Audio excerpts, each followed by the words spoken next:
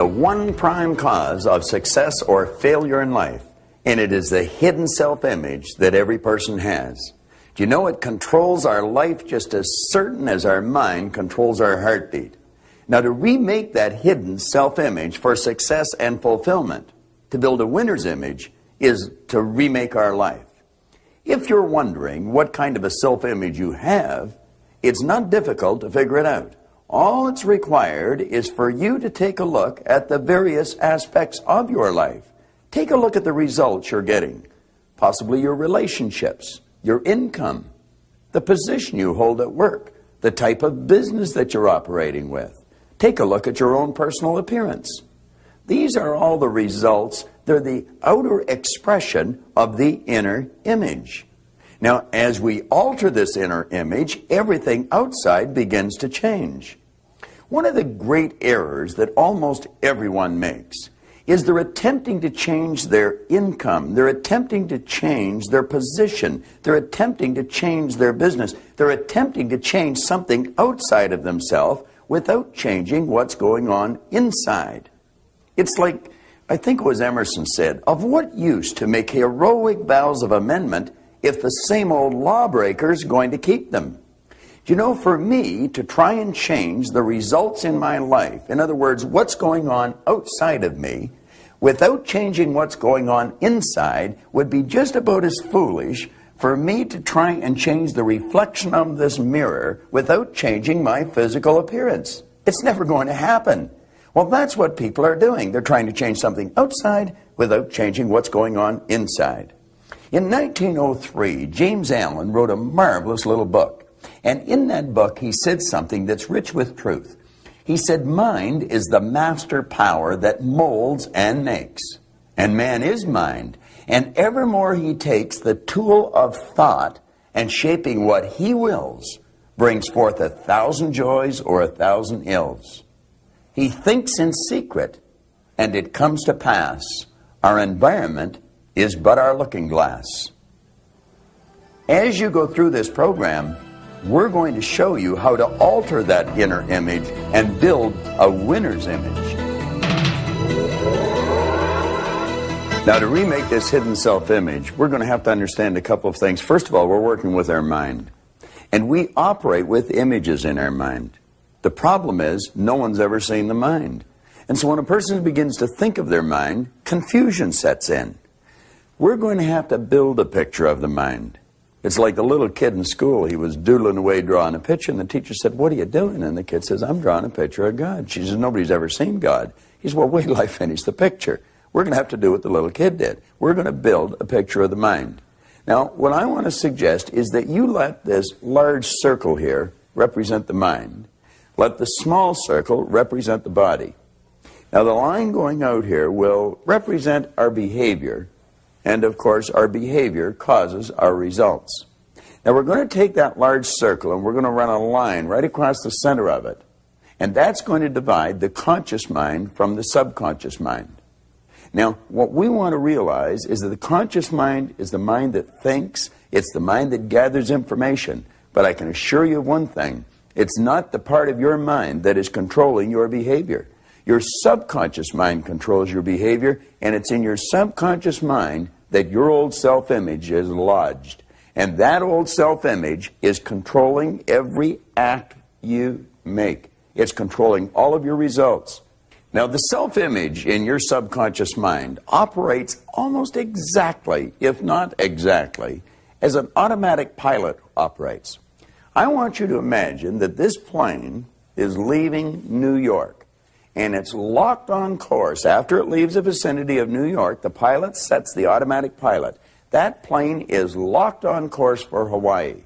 Should that plane get hit with some unexpected turbulence and maybe get knocked off course, the automatic pilot picks up the deviation from the set goal, which is Hawaii.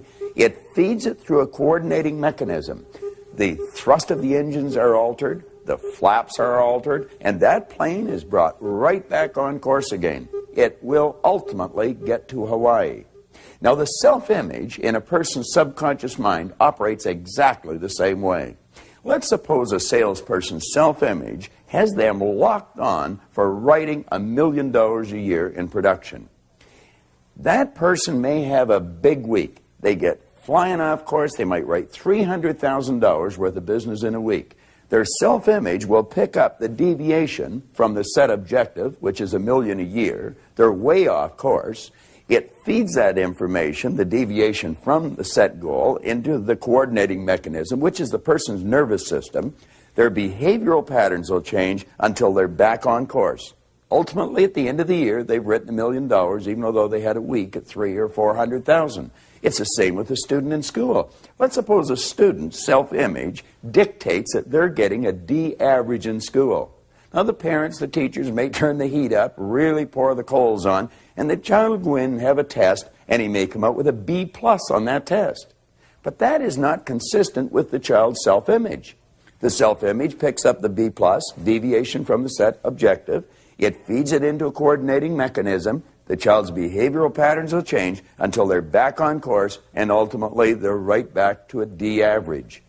If they want that child to get a B, if the salesperson wants to increase the business, they're going to have to alter the self-image. Now, the first step in altering that image is to fantasize. Just take the lid off your marvelous mind and dream.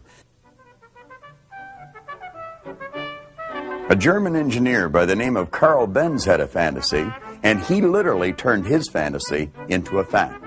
And in January 1886, Carl Benz was issued a patent for the Benz motor carriage, and the age of the automobile had dawned. This is a replica of that magnificent machine. And you know, before Benz ever turned his fantasy into a theory even, certainly long before he turned it into a fact, he had to ask himself a couple of questions that you and I and every other dreamer will have to go through. He had to ask himself, am I able to do this? Well, he seemed to have that innate awareness of this higher self, this image of perfection within him, and he saw himself as a person that was actually able to take and turn the fantasy into a fact. Now, he must have been a pretty courageous guy because there were no horseless carriages in those days. But then he had to ask himself, am I willing? And you see, he had to ask himself, am I willing to accept the ridicule that I'm bound to get? Am I willing to accept the failures? Well, he said, yes, I am willing. He was willing to pay the ultimate price to turn his fantasy into a fact. And ridicule he got. His own partner thought he had gone mad, and he had to find himself a more congenial colleague to work with. He would take this thing out in the evening. He'd take it out at night, so no one would see him. He'd escape some of the ridicule. And time after time, he couldn't get it going. He had to push it back. But it never dawned on him that he would not ultimately realize his dream. When this magnificent machine completed its first long journey with Benz at the wheel, every beat of the engine found an answering echo in the heart of the driver, as every turn of the wheels brought him closer to his goal, to the realization of what once was a fantasy. Now, in order for you to turn your fantasies into a fact, you have to go through exactly the same process as Carl Benz. And if you do go through the same process, you'll meet with exactly the same success, regardless of the opposition you might come up against. You have to ask, am I able to turn this fantasy of mine into a fact? Can I actually realize it? Can I turn my dreams into reality? Now, you're either going to say, yes, I'm able to, or no, I'm not. If you realize you are able, if you have an understanding of this potential, this power within you, then you have to ask yourself, are you willing? And there's a long series of tests there. You don't even know what you're going to come up against. One thing is for certain, you'll come up against ridicule. You may have to move. You may have to do all kinds of things that you don't even think about. You have to be willing to do whatever's required if you really want to turn your fantasy into a fact. The second you say, yes, I'm willing, at that instant, you've created your theory. Now, if you happen to run into a stumbling block on the able part, I'm going to help you over that just a moment. Before you can turn your fantasy into a fact, you first have to turn it into a theory. And before you can do that, there's a couple of tests that you're going to have to pass. You have to first ask yourself, am I able to do this? Am I actually able to turn my fantasy into a fact? Now, generally, when a person doesn't know how to do something, they say they can't do it. The truth is they can. You and I are capable of doing anything. We are God's greatest creation. We're spiritual beings. And as spiritual beings, we're able to do anything at all. All things are possible. Our objective is to figure out how, not whether we're able to or not. Now, it would appear as if the only way I could get to the other side of this ladder is to climb over the ladder. But the truth isn't always in the appearance of things. You see, I could just walk through this ladder. Now, where I might have used an illusion to get this point across, you might want to think of this for a second. All obstacles are illusions. But the obstacles cause us to have doubts in our mind. Are we really capable of doing this? You know, if you had formed the attitude that every obstacle is an illusion, just like this ladder, I didn't have to climb over it. I could just walk right through it. Well, you may not be able to walk through some of the obstacles, but I can guarantee you this. You're able to figure out how to get around them, how to get over them, or how to get to where you want to go. You're able to do anything. So get the idea about whether you're able or not right out of your mind. You're quite capable of doing anything that you want to do. You can turn your fantasies into facts, just the same as Edison or Carl Benz did. The question now you want to ask yourself, am I willing to? Am I willing to do whatever is required to realize my dream? You can answer yes to that question. Like that, you built a theory in your mind and you're well on your way. Now let's review what we've done. We've built our fantasy. We've admitted we're able to do it. We said, yes, I'm willing. And what we've got is a theory. We've got a dream. We have a winner's image in our conscious mind. Now our objective is to firmly plant it and let it take root in our subconscious mind so that it will change our behavior and change our result. To properly deposit your winning image in the treasury of your subconscious mind, it's vitally important that you remember the first law of learning. It's repetition. Use this program every day over and over and over again for 90 days.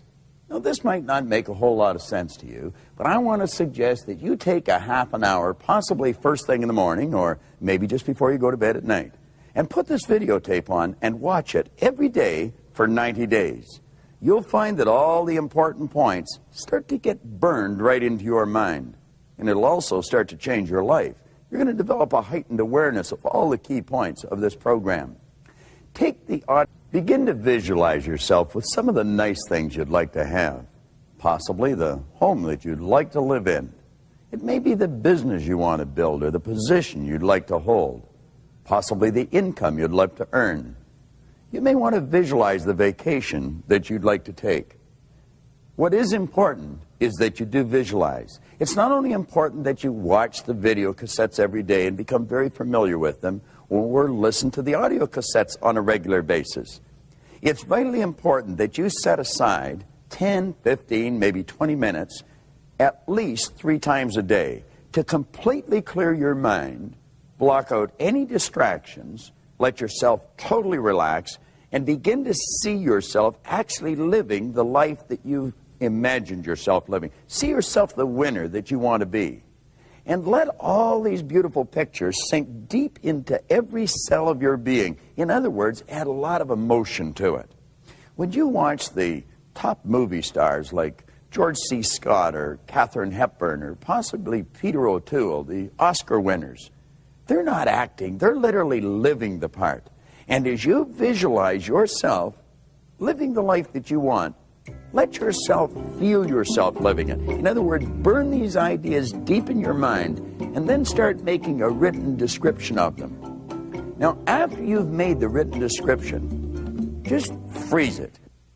Stand back and take a real good look at the written description of your vision and then compare it to how you're actually living. Then you'll see the changes that have to be made and begin making those changes one at a time.